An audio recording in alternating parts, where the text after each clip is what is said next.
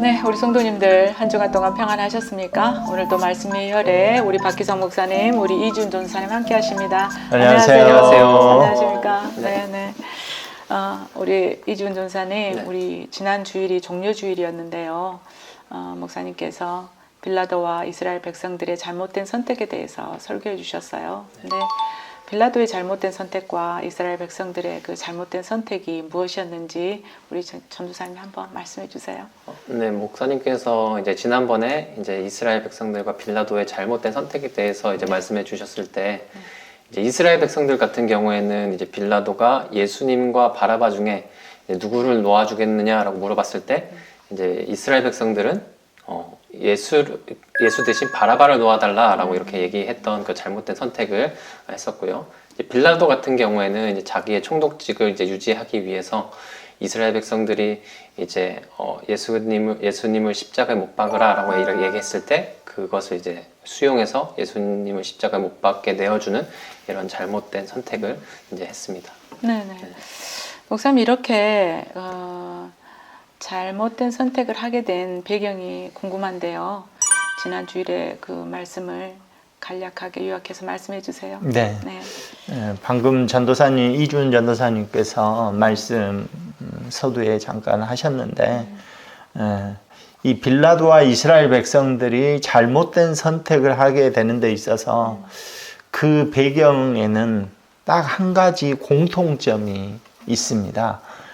그 공통점이 뭐냐 하면 어떤 선택을 함에 있어서 자기를 중심에 두고 이것이 나에게 유익이 될 것인지 이것이 나에게 불이익이 될 것인지 이것이 나를 편리하게 할 것인지 이것이 나를 불편하게 할 것인지 이러한 것을 염두에 두고 선택을 하는 것입니다. 그래서 이스라엘 백성들이나 또는 빌라도나 그렇게 판단을 하게 되니까 잘못된 선택을 하게 된다라는 것입니다. 그래서 이스라엘 백성들은 예수님께서 재판 받으시는 그 전 과정을 지켜보니까 모두가 다 불법적인 그 과정이었습니다.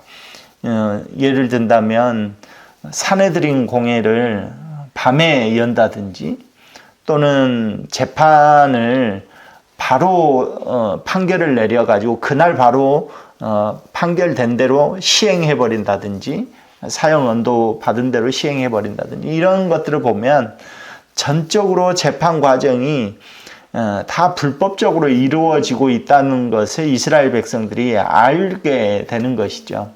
그런데 그 과정에서 보니까 불법이다라고 얼마든지 변호하고 다시 재판을 받을 수도 있고 그렇게 하는데 예수님께서는 전혀 그것에 대해서 어떤 언급을 하지 않고 그것을 다 또 받아들이고 그렇다는 것이죠. 그러니까 속수무책으로 그냥 당하고만 있다는 것이죠. 그러니까 그런 것을 볼 때 이스라엘 백성들이 자기들에게는 메시아가 나타나서 자기들을 구원해주고 이 압제에서 우리를 해방시켜 줄 거다라는 기대가 있었는데 그래서 예수님께서 병자를 고치고 또 죽은 자를 살리고 먹을 것을 주고 이렇게 할 때는 메시아라는 기대를 가졌는데 재판 과정을 보니까 순수히 그냥 모든 것을 다 받아들이고 죽는 자리로 가게 되거든요. 그러니까 이 사람은 메시아의 길보다는 좀 다른 길이다라고 생각을 해서 예수님을 버리고 그리고 오히려 바라바는 무력 투쟁을 통해서 로마의 그 압제에서 벗어나고자 하는 열심 당원 중에 한 명이었기 때문에 차라리 속수무책 당하고 있는 예수님보다는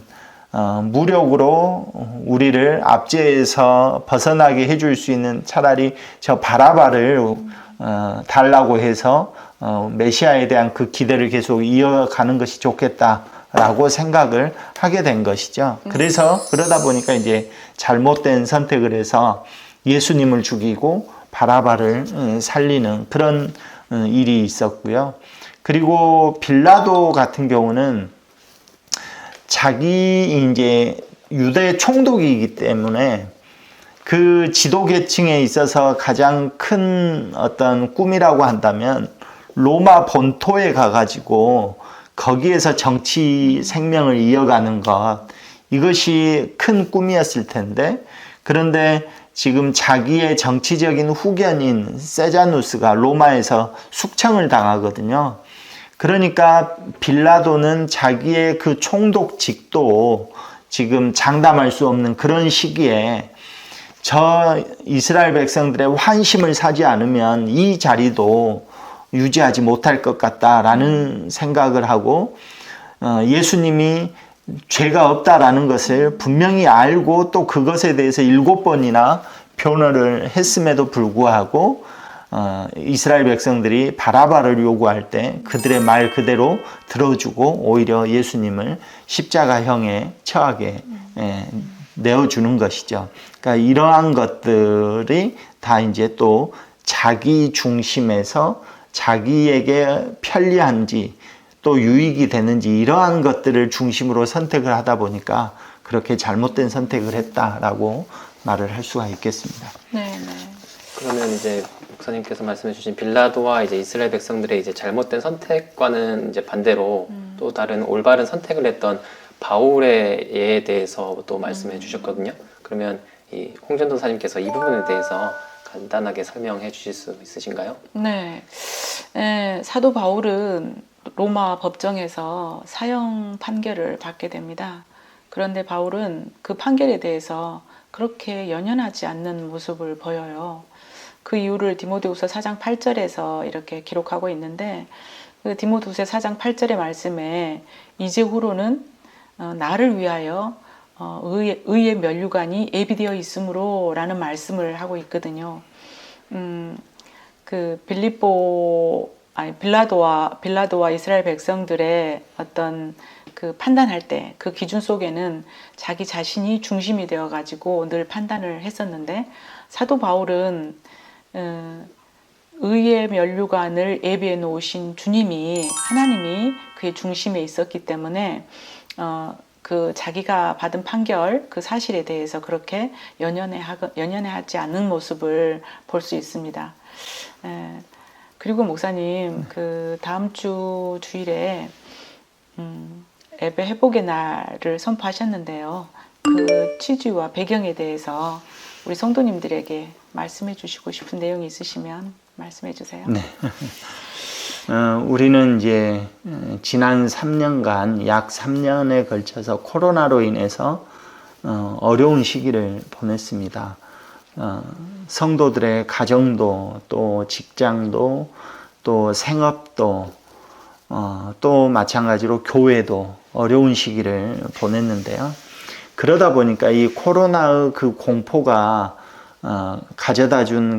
우리에게 가져다 준 것이 하나 있는데, 어떻게 보면 조금 신앙적인 측면에 있어서 나태함을, 어떤 공적인 아주 합리적인 그 대안 또 변명 이유를 가지고 조금 이 나태하게 만들어 버린 경우가 있습니다. 그래서 제가 생각하기는 이제 세상은 코로나가 어느 정도 풀려가는 그런 시점이지만, 이제 교회는 지금부터가 코로나가 시작되어지는 것이다 라고 저는 이제 느끼게 되고요. 그래서 이제 진짜로 그동안에 코로나 때문에 안 왔던 성도들이 코로나가 이제 없어지니까 다시 돌아와야 맞는 것인데, 이제 진짜로 그게 돌아와지느냐, 그것이 안 되고 있는 것 같아서 뭐 우리 교회뿐만 아니라 모두가 그런 것 같아서 다시 이제 우리가 예전에 예배를 신령과 진정으로 드렸던 그 예배 회복을 다시 해야 된다라고 생각을 하고, 이번 부활 주일을 기점으로 해서 우리가 다시 옛사람은 죽고 다시 새 사람으로 태어나는 것처럼 그런 주일을 시점으로 해서 예배 회복의 날로 선포하게 된 것이고요. 또 우리 성도들에게 바라기는 한번 곰곰이 생각을 해봤으면 좋겠습니다. 정말 내가 코로나 때문에 교회에 나오지 못했다라고 이야기를 했다고 한다면 지금은 이제 코로나가 어느 정도 다 자유로워지는 분위기였기 때문에 다시 교회로 와서 신앙생활을 해야 되는 것이 마땅한 건데 그러한 마음이 그렇게 갈급하지 않다고 한다면 우리들이 모르는 사이에 코로나에 의해서 영적인 코로나까지 지금 걸려 있지 않는 것인지 우리가 좀 곰곰이 생각을 해볼 필요가 있고 그래서 이번 예배 회복의 날을 기점으로 해서 영적인 코로나에 걸린 우리 자신을 영적 백신을 맞는 날이다라고 네. 생각하고 네. 그리고 교회에 와서 함께 다시 우리의 마음밭을 기경하고 하나님 앞에서 은혜를 누렸으면 좋겠다라는 생각입니다. 네. 감사합니다. 아이고, 네, 감사합니다. 네, 오늘은 우리가 매 순간마다 선택해야 되는 그 선택의 순간에 잘못된 선택을 하지 않기 위해서 주님을 우리 중심에 모셔야 한다는 말씀으로 은혜를 나누었습니다.